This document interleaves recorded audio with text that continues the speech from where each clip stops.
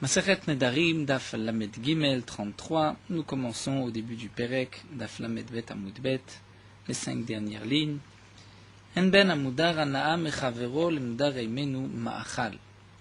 La Mishnah nous enseigne la différence entre un homme qui est mudar ana'a mechavero. Mudar ana'a, c'est-à-dire c'est Réhouven, qui a interdit à Shimon de profiter de ses biens, donc des biens de Réhouven.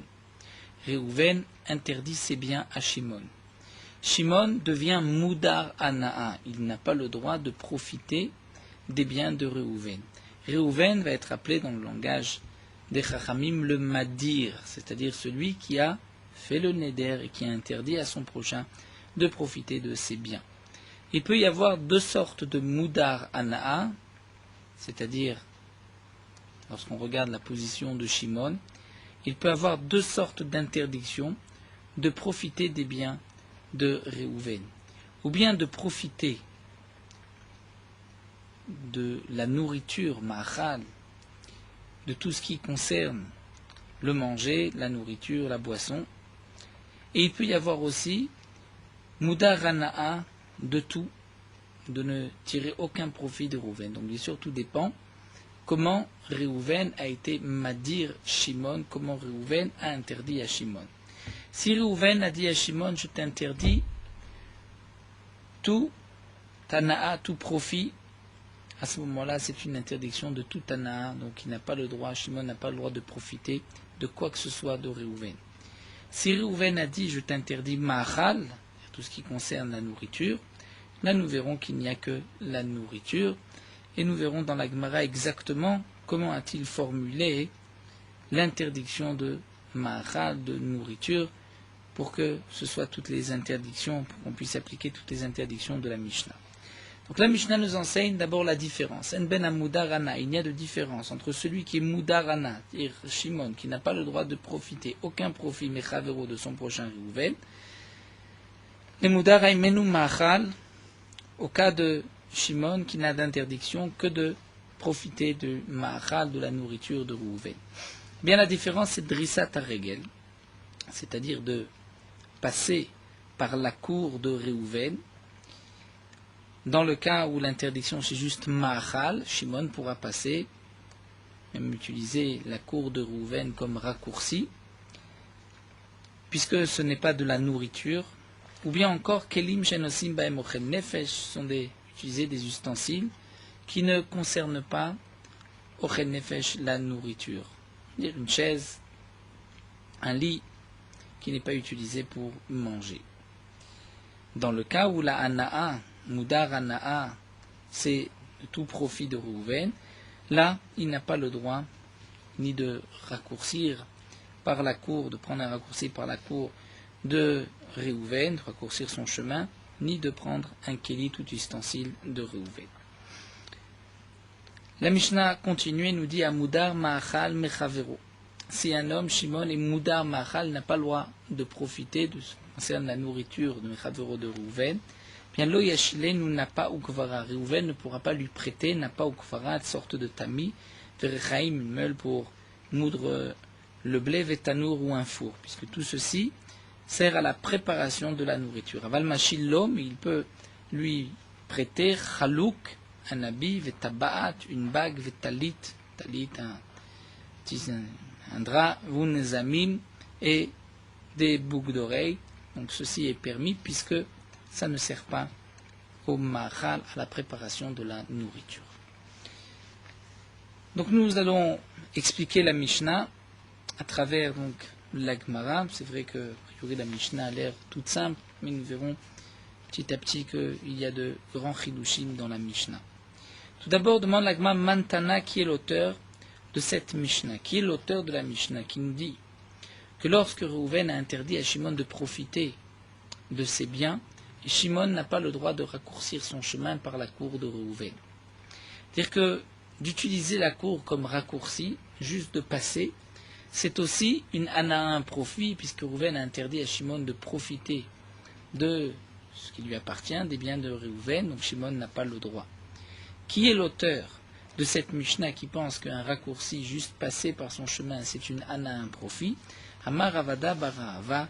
Ravada Barahava nous dit Rabbi Eliezer, c'est Rabbi Eliezer. De Tanya, nous avons une braïta où Rabbi Eliezer nous dit Afilu Vitour Asur Bemudar Anaa. Même le Vitour est interdit, c'est-à-dire même ce que les gens ont l'habitude d'être mévater, de laisser, de céder. Là, c'est interdit lorsque c'est Mudar Anaa. Le Ran nous explique lorsqu'un homme vend à son prochain, il lui vend 1 kilo, parfois il lui laisse quelques grammes en plus. C'est ce qu'on appelle un vitour. Il ne va pas calculer 1 kilo, 1000 grammes et pas 1 gramme de plus. Parfois il rajoute quelques grammes. Ça c'est un vitour. Même lorsqu'il va prendre des fruits, parfois il lui rajoute un fruit en plus, c'est un vitour.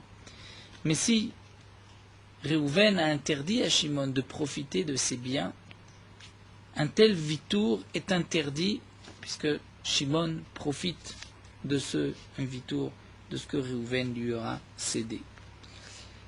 Même, nous dit le Ran, dans le cas où c'est aussi un objet qui se vend, déramé à la paix, comme nous avons vu, c'est-à-dire qu'il y a des difficultés à se vendre, malgré tout, c'est considéré comme une hana'a, même si c'est vitour, on a l'habitude de céder, même si c'est un objet qu'on ne peut pas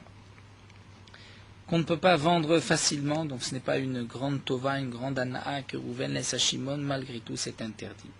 Et donc, d'après Rabbi Eliezer, qui interdit le vitour, c'est pour cela que passer par le chemin de Réhouven, par la cour de Réhouven, c'est considéré comme un profit, même si les gens ne sont pas pointilleux, même si les gens acceptent qu'on passe par leur cour. Les Chachamim, nous rapporte le Ran, ne sont cholkim sur Rabbi Eliezer, ne sont pas d'accord et pensent que lorsque l'interdiction c'est juste la hana'a, le profit, ceci n'est pas considéré comme une hana'a, comme un profit, puisque les gens ont l'habitude de laisser, de ne pas être méticuleux là-dessus, pointilleux, de laisser passer les gens par leur chemin, par leur cours. Bien que le Ran nous rapporte ici une Gemara, dans Baba Batra, on voit que certaines choses ne sont pas considérées comme une chazaka, c'est-à-dire ça ne montre pas une propriété sur un bien. À propos de Khatser, d'une cour de 2 associés, d'être debout dans cette cour, ce n'est pas considéré comme une marque de propriété de l'un des deux, étant donné que les choutafim, les associés, ne sont pas makpidim, l'un laisse l'autre être debout, rester dans cette cour. Donc on pourrait déduire de là que c'est seulement des associés qui ne sont pas pointilleux, mais de laisser un étranger dans sa cour, même s'il ne fait que passer, c'est une akpada, et donc il y a là une ana, un profit, on devrait l'interdire, même d'après les Chachamim. Le Ramban répond, nous dit le Ran, que ce qui est rapporté dans la Gemara de Baba Batra d'être debout dans le Khatser HaShutfi, mais qu'on aurait pu déduire que si ce n'est pas un associé, donc c'est interdit, c'est une marque de propriété, donc on est makpid, c'est seulement de rester longtemps debout, de s'installer dans la cour. Comme mettre une bête, installer une bête dans une cour. Mais juste de passer par une cour pour faire un raccourci, là dans ce cas-là, même s'il n'y a pas d'association, ce ne sont pas des associés, c'est un étranger, il n'y a pas de akpada, et donc on comprend notre Gemara, il n'y a pas ici de hana'a particulière, puisque tous les gens ont l'habitude de passer par la cour de Réhouven, et Réhouven n'est pas pointilleux là-dessus. Donc la Gemara nous dit, l'auteur de notre Mishnah, c'est Rabbi Eliezer, qui va interdire même le vitour, même ce qu'on a l'habitude de céder, et c'est pour cela que lorsque Réhouven a interdit à Shimon de profiter de ses biens, Shimon n'aura pas le droit même de prendre un raccourci par le chemin, par la cour de Réhouven. La Gemara continue à Mudar Ma'achal Mechavero Lo Yashilenu. Donc nous avons vu dans le deuxième cas que si un homme, Réhouven, a interdit à Shimon de profiter de ses biens, donc Shimon, et lorsqu'il s'agit juste de Ma'achal, de ce qui concerne la nourriture, de manger, donc Shimon est Mudar Ma'achal, Shimon ne pourra pas emprunter un tamis, un four, une meule. Pourtant, demande la Gemara, Vamin Ma'achal Nadar. Le neder, c'était juste de l'aliment et non pas d'un ustensile qui permettra de préparer un aliment. Amar Rabbi Shimon Lakish, Rabbi Shimon Lakish répond, Omer Anat Machalecha Alay. Là, on part dans le cas où Shimon, d'après Rabbi Shimon Lakish, ici c'est Shimon qui aurait dit Anaat Machalecha Alay, je m'interdis le profit de ma'achalecha, de ce qui est ta nourriture. Et donc le profit de la nourriture, c'est aussi de profiter d'un tamis, d'un four, puisque ceci permet de préparer un repas. Et comme nous explique ici le Ran, étant donné qu'il a rajouté, il n'a pas juste dit ma'achal, il a dit hana'at ma'achal, donc il va s'interdire tout ce qui permet la préparation de l'aliment. Pourquoi il l'a appelé ma'achalecha, c'est-à-dire je m'interdis ma'achalecha, c'est-à-dire ta nourriture, c'est-à-dire même si c'est la nourriture de Shimon, mais Shimon a préparé cette nourriture grâce à Réhouven, donc Shimon appelle cela ma'achalecha, ta nourriture à toi, Réhouven. Bien sûr, le din sera le même si c'est Réhouven qui a interdit à Shimon de profiter ana'at ma'achali, c'est-à-dire le profit de ma nourriture. Là aussi, on dira que Shimon n'a pas le droit d'emprunter une casserole, un tamis, un four ou une meule. Puisque le din de Moudar Ana'a que nous avons vu, c'est lorsque Shimon a une interdiction, peu importe si c'est Shimon qui s'est interdit les biens de Réhouven ou si c'est Réhouven qui a interdit ses biens à Shimon. En tout cas, nous dit Rabbi Shimon ben Lakish ici que pourquoi il y a une interdiction même des ustensiles, c'est parce qu'il n'a pas dit juste ma'achal de l'aliment, il a dit hana'at ma'achalecha, le profit de l'aliment. Alors demande l'agma si c'est ainsi, peut-être qu'on pourrait dire que l'interdiction, c'est de ne pas mâcher les chitim, du blé, et de poser ce blé sur une plaie, puisque c'est une guérison, un remède pour une plaie, comme la Gemara le rapporte déjà dans Maseret Psachim, qu'il y a un rachage de chametz, puisqu'on rentre le blé dans la bouche, quand on voit de là-bas, que c'est un remède de mâcher du blé et de poser sur une plaie. Donc demande la Gemara si c'est la na'a, le profit de l'aliment, c'est peut-être donc le profit du blé. Donc, ne pas le manger, mais même prendre le blé et le poser sur une plaie, ça devrait être interdit d'après cette explication. Mais on pourrait dire que n'a pas kvara, c'est-à-dire un tamis ou un four, il n'y a pas d'interdiction, puisque cet homme-là, lorsqu'il a dit hana'at ma'achalecha, c'est ou l'aliment lui-même, ou le profit que peut apporter l'aliment lui-même.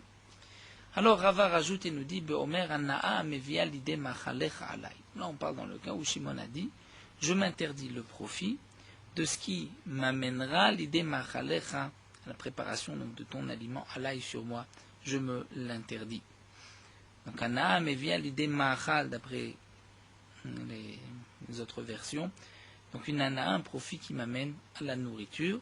Et donc là nous dit le Ran, puisqu'il a dit hana'a mevia l'idée ma'achal, dire un profit qui m'amène à la nourriture, à manger, c'est effectivement le tamis, la casserole, le four.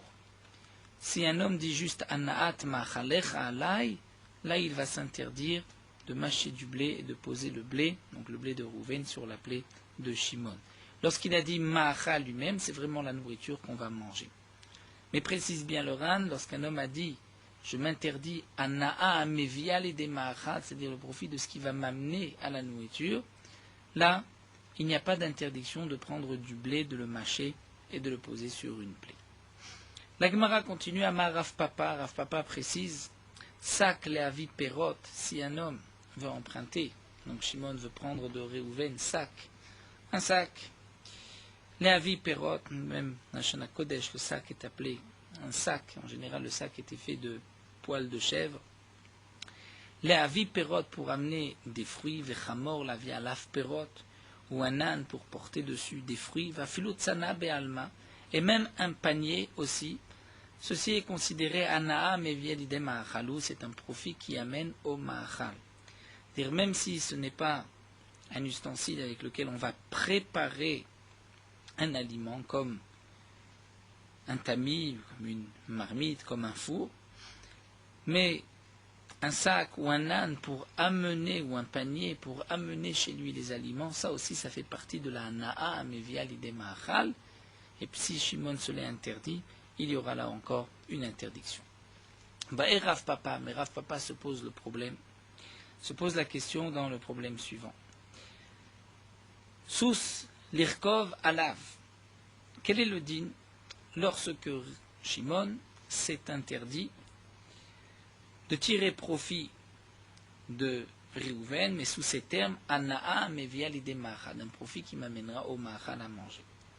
Quel est le din d'un cheval, l'irkov alav, pour pouvoir chevaucher dessus, pour pouvoir s'installer dessus, vetabat, ou une bague, l'eraodbo, pour se montrer avec ma'ou, quel est le din? Comme nous explique le Ran, la question est la suivante. Lorsqu'un homme se trouve assis sur un cheval avec une bague sur le doigt, il paraît un homme important, mais les gens vont lui apporter à manger. Est-ce que Shimon s'est interdit aussi cela, si le cheval, la bague appartiennent à Réhouven? Est-ce que Shimon se l'est interdit, puisque grâce à ce cheval, grâce à cette bague, Shimon pourra avoir de la nourriture? Ou bien ceci est considéré comme une gramma, c'est-à-dire ce n'est pas direct, c'est indirect, c'est une cause. Et grâce à cela, il pourra avoir, ça ne fait pas partie de l'interdiction. Ou bien encore, mifsak ou mezel be'are. Est-ce que Shimon pourra passer par la maison, la cour de Réhouven, pour pouvoir s'approcher d'un aliment, un aliment appartenant à Shimon. Mais Shimon va utiliser la cour de Réhouven comme raccourci pour pouvoir y aller plus vite. Ou si, un autre cas qui est rapporté dans le Roche, si Shimon doit se rendre dans un festin, dans un mariage, et il veut prendre comme raccourci la cour de Réhouven pour y arriver plus vite. Est-ce que cela fait partie de l'interdiction de Hana'a mevia l'idée ma'achal, puisque là aussi, grâce à cette Hana'a, il pourra manger plus vite, ou dans le cas du cheval, de la bague, on pourra lui donner à manger? Peut-être que non. Ça, ce n'est pas une préparation, il ne s'amène pas non plus l'aliment, mais là c'est lui qui va, grâce à cela, aller plus vite, donc pouvoir manger plus vite, ou bien il recevra de la nourriture, peut-être ce n'est qu'une gramma. Alors l'Agma nous apporte une barita, Tashma, c'est marqué Avalmashi, lo chalouk vetalit nezamim vetabaot. Dans notre Mishnah, nous avons vu, bien qu'il ne pourra pas emprunter, on n'a pas au kfara un tamis, un four, mais il pourra prendre un habit, des bagues et des boucles d'oreilles, et chidame, demande la Gemara de quel cas il s'agit. Si ce n'est pas pour se montrer avec sricha lemimar, est-ce qu'on a besoin de le dire? Et c'est tellement évident que chalouk talit nezamim tabaot, on ne va pas manger avec, et donc ça ne devrait pas rentrer dans l'interdiction de Moudar Ma'achal. C'est évident qu'il n'y a pas d'interdiction. Pourquoi la Mishnah a besoin de nous dire la lave, n'est-ce pas que c'est là le chidouche à filou l'irod, même s'il veut se montrer avec, et ainsi on lui donnera à manger, malgré tout c'est permis, et Katane Machilo c'est marqué qu'il peut emprunter, donc nous avons une réponse à la question de Rav Papa, que c'est permis, puisque ce n'est pas considéré comme un profit direct, c'est une gramma. Et l'Agma répond, non, Léolam Shelo l'irod, en vérité, dans notre Mishnah, il ne s'agit pas de se montrer avec, il ne veut pas se montrer, il veut juste emprunter une bague, non pas pour recevoir de la nourriture, emprunter un habit parce qu'il en a besoin. Et alors pourquoi donc c'est rapporté? C'est tout simple. Eh bien l'Agma répond, Aïdé des Katane Rechal et Shilen, Notane Sefa Machilo, puisque dans la Recha c'est marqué voici les choses qu'il ne pourra pas emprunter. Alors la Mishnah continue et nous dit voici les choses qu'il pourra emprunter. Donc nous avons vu à travers ces quelques lignes de Gemara, déjà plus de Chidushim dans la Mishnah, nous voyons que lorsqu'un homme s'interdit, donc Shimon va s'interdire, ou Réhouven interdit à Shimon, donc de profiter des biens de Réhouven, il peut y avoir deux sortes, ou bien tous les biens de Réhouven, ou encore juste Ma'achal, ce qui concerne la nourriture. Donc Ma'achal, nous avons vu, c'est juste des aliments. Hana'a du Ma'achal, ça peut être même d'utiliser un aliment, pas pour le manger, mais pour mettre sur une plaie. Et la Hana'a qui amène au Ma'achal, donc à la préparation. Là, c'est interdit même une marmite, même un tamis, même un four. Et nous avons vu que d'après Rav Papa, même un sac ou un âne pour apporter des fruits. Malgré tout, lorsqu'un homme s'est interdit juste la hana'a des aliments, il a le droit d'emprunter un habit ou un talit ou une bague ou des boucles d'oreilles, puisque ceci n'amène pas l'idée ma'achal. Malgré tout, si c'est chose comme un habit, personne va s'emprunter un costume pour une soirée, et que normalement on a l'habitude de louer des habits pour tel ou tel événement. Donc grâce à Réhouven, s'il emprunte de Réhouven, il n'a pas besoin de payer. Donc cet argent, il pourra le garder pour pouvoir ensuite acheter de la nourriture. Et bien là, nous dit la Mishnah, tout ce qui ne concerne pas la nourriture, qu'on ne va pas préparer à manger avec, mais malgré tout, c'est dans un endroit où on a l'habitude de louer de telles choses, là c'est interdit. Si on a l'habitude de louer un habit, un talis, une bague, des boucles d'oreilles, donc là il a gagné de l'argent parce qu'il aurait pu acheter de la nourriture avec, il y a une interdiction, ça rentre dans l'interdiction de Anaat Ma'achal. En tout cas, nous dit la Gemara, Michlal de Recha. On pourrait déduire de là que la Recha, c'est-à-dire ce que nous avons vu dans le début, dans la première Mishnah, qu'on ne pourra pas emprunter un tamis ou un four, c'est même dans le cas Falpichen Maskiri, même si on n'a pas l'habitude de louer un four, ça s'emprunte, même un tamis, ça s'emprunte. Donc on voit que malgré tout, bien que Shimon aurait pu l'emprunter à un autre voisin, si Shimon l'a emprunté à Réhouven, ça fait partie de l'interdiction. Et donc nous dit la Gemara, Mantana, qui est l'auteur, Amar Avada Barava Rabbi Eliezer, c'est Rabbi Eliezer, comme nous avons vu plus haut que d'après Rabbi Eliezer. Donc même ce qui est vitour, c'est-à-dire même les choses qu'on a l'habitude de céder, les choses qu'on a l'habitude de prêter, où les gens ne sont pas pointilleux, malgré tout ça rentre dans une interdiction de Neder. C'est l'auteur, donc Rabbi Eliezer est l'auteur de la Mishnah. Bien sûr, dans la Sefa, un endroit Makom chez Maskirim, où là il y a une interdiction, c'est d'après tout le monde. Même d'après les Chachamim, c'est grâce à ce qu'on a emprunté, ce que Shimon a emprunté à Réhouven, il n'a pas besoin de payer ailleurs, et avec cet argent il pourra acheter de la nourriture. Là c'est sûr que même les Chachamim sont d'accord qu'il y a une interdiction, puisque il aurait pu s'acheter de la nourriture, c'est ce que nous précise ici le Mefaresh au nom de Rashi. Nous continuons avec une nouvelle Mishnah, Mudar Ana'a Mechavero. Mudar Ana'a Mechavero, là encore c'est le cas où Shimon, par exemple, s'est interdit de profiter des biens de Réhouven, ou Réhouven a interdit à Shimon de profiter de ses biens. Malgré tout, Réhouven pourra payer le machatzit à shekel habituel qu'on devait donner à l'époque du Beth Amikdash.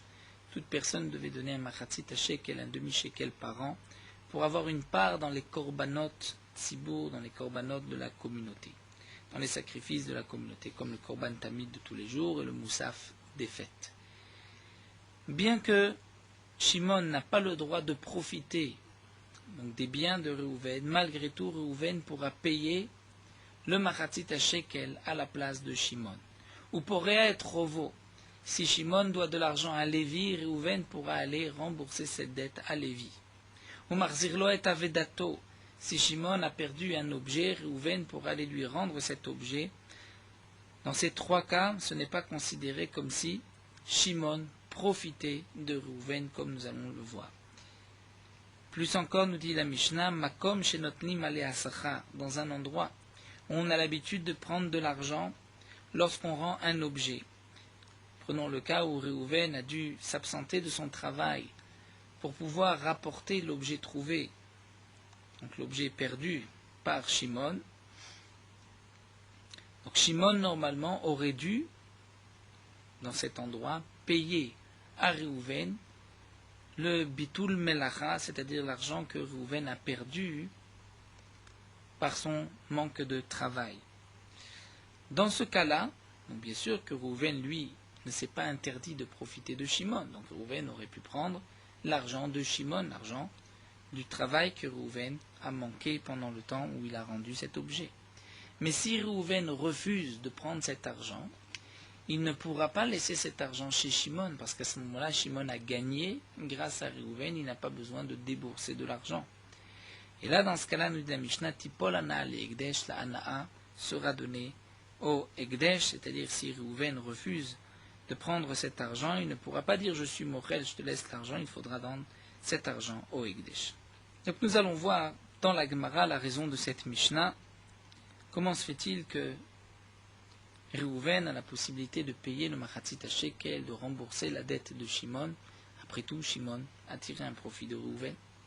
Alors l'Agma nous dit Alma, on peut déduire de là que Avrouché Ari Be'almaou, payer une dette de Shimon. Shimon doit de l'argent à Lévi, doit de l'argent à Yehuda, à David. Et Réhouven va rembourser cette dette à Lévi. Réhouven n'a pas donné, n'a pas produit de Hana'a, de profit à Shimon. Pourquoi? Parce que Lévi, par rapport à Shimon, est comme un lion qui est devant lui, qui l'attend. Il veut récupérer son argent. Et Réhouven ne fait que de renvoyer le Hari, le lion, mais il n'a pas donné un profit particulier à Shimon. Shimon avait ici un lion qui l'attendait, et Réhouven l'a fait partir. Mais ce n'est pas que Shimon a reçu quoi que ce soit de Réhouven. Donc on voit ici que de payer une dette à quelqu'un, c'est juste lui enlever le Hari, le lion qui est sur lui, Vécharé, donc c'est permis. Ça c'est ce qu'on peut déduire de notre Mishnah. Et le Ran nous dit, ça on le déduit du din de Poré à l'Ochovo, dans le din de Shokel lo Shiklo,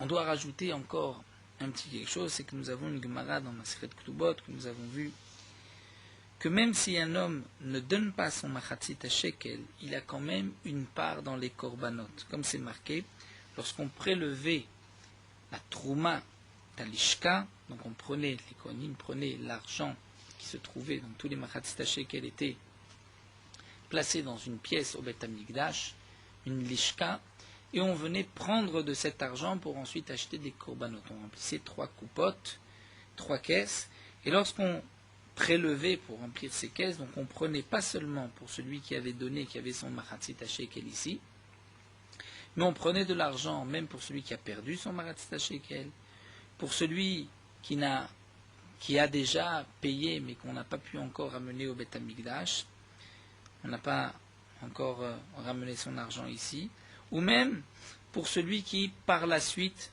payera.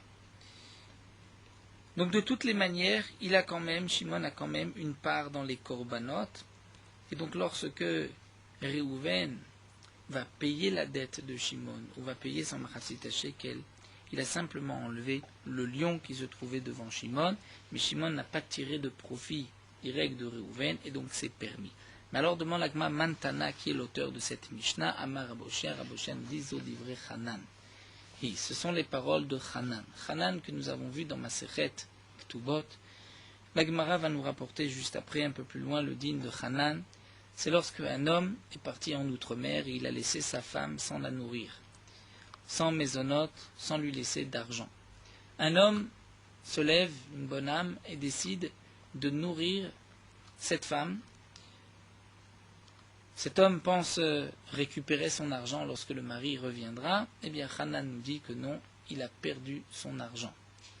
Et Niach Maota Valkeren Atzvi, c'est comme s'il a posé son argent sur la corne du cerf.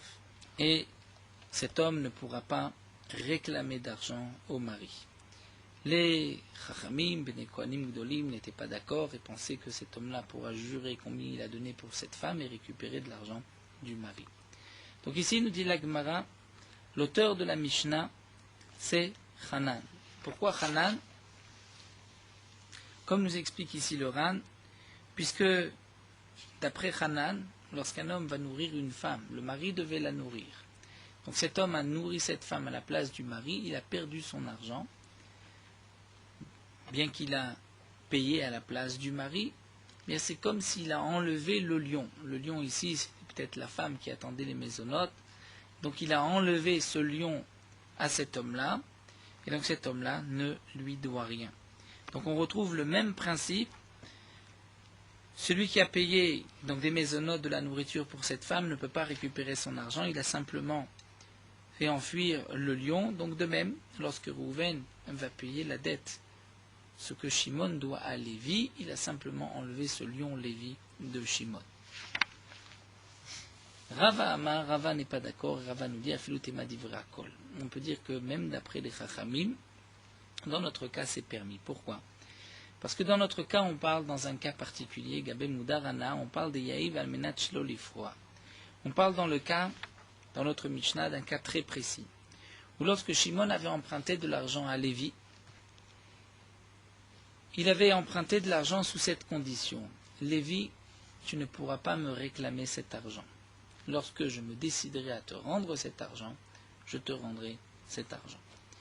Donc Lévi n'a pas la possibilité de le forcer, de l'appeler au Beddin, bien que c'est vrai que Shimon lui doit de l'argent, mais c'est au moment opportun, lorsque Shimon décidera de rembourser cette dette à Lévi, c'est là que Shimon rendra ses dettes.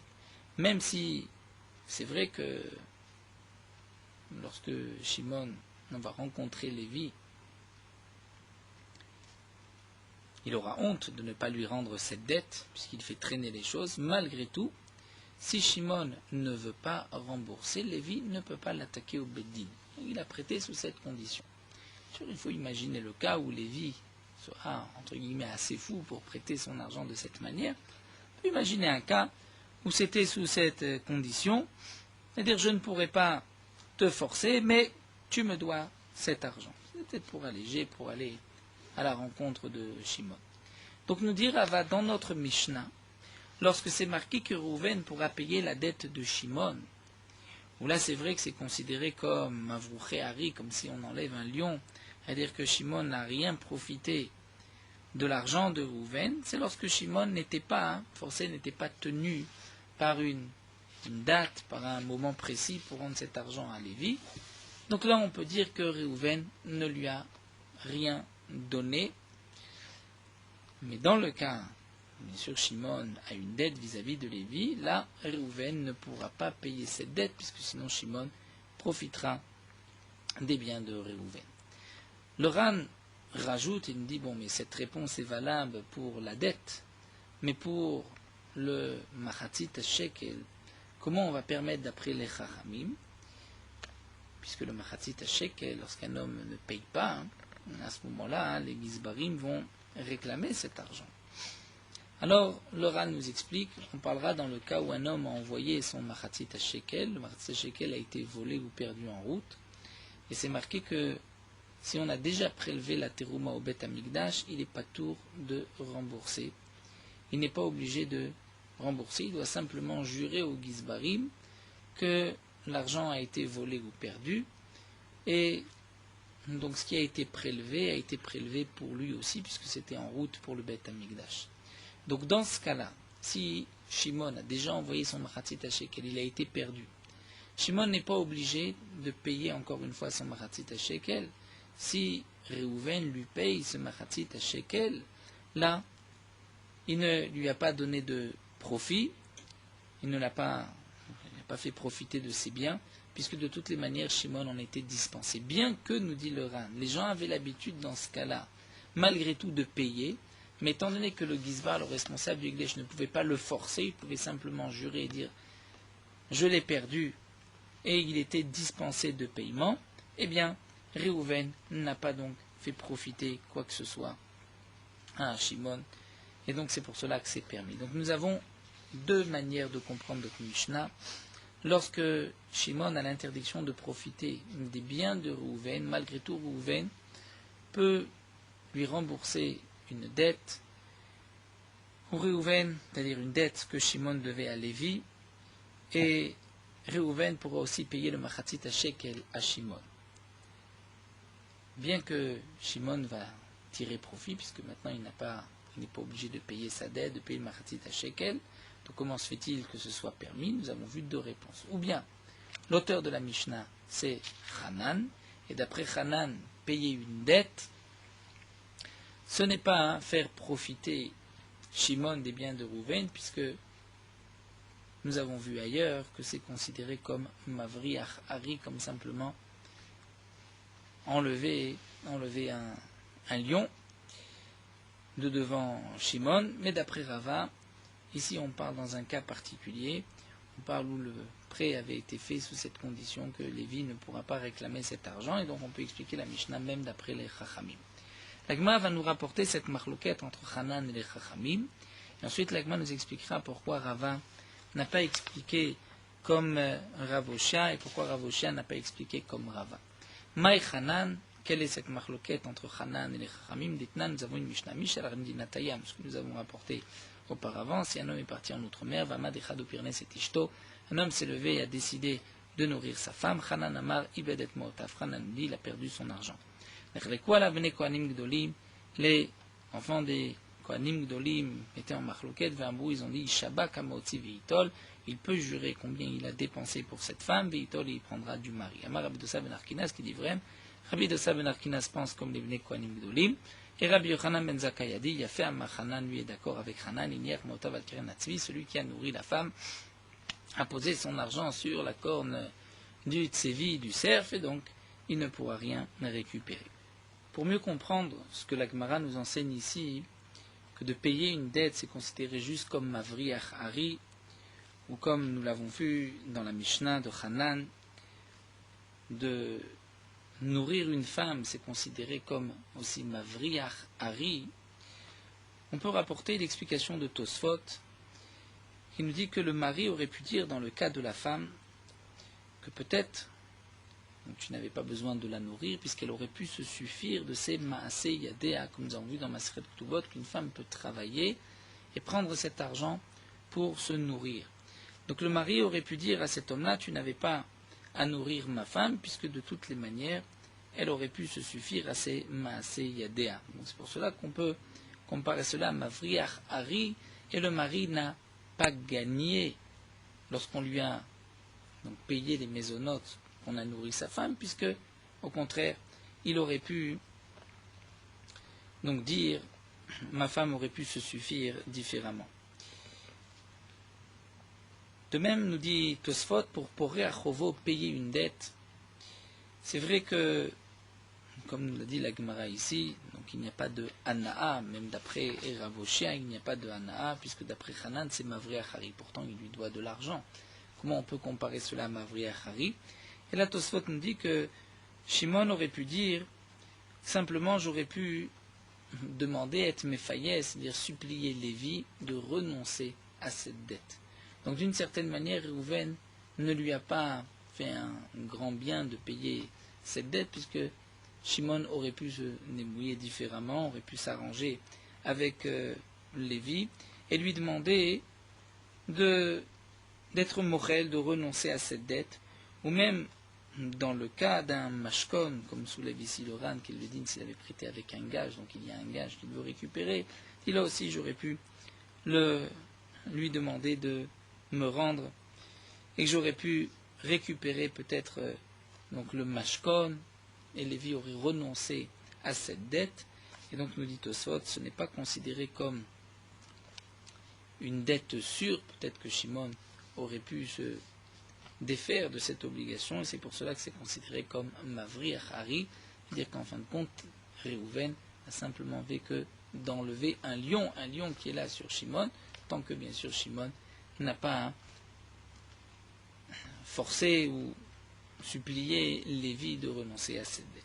Donc ainsi on peut mieux comprendre le principe de Mavriach Hari dans notre souvenir.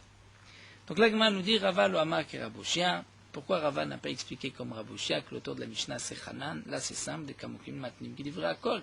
Rava préfère expliquer la Mishnah d'après tout le monde, même d'après les Chachamim, plutôt que de limiter la Mishnah à Hanan. Raboshia lo amar ke Rava, Gzera shelo lipara mishum lipara. Raboshia lui n'a pas expliqué comme Rava. Pourquoi? Parce que Gzera shelo lipara mishum lipara. On les gozère de ne pas.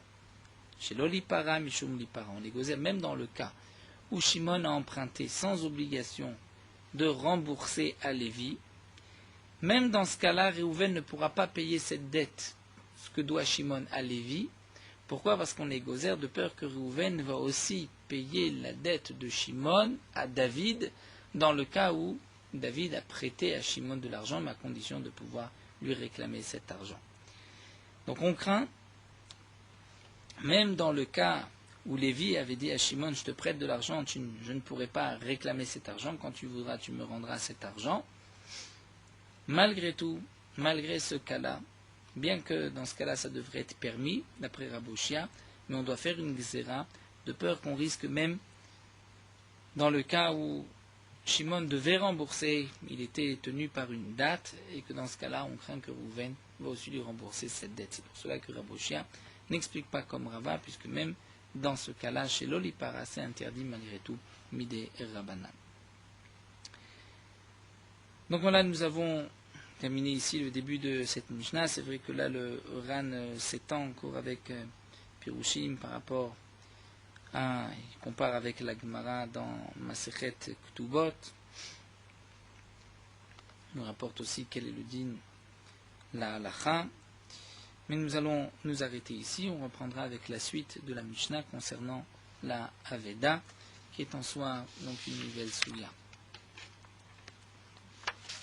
Merota halacha daf lamed gimel.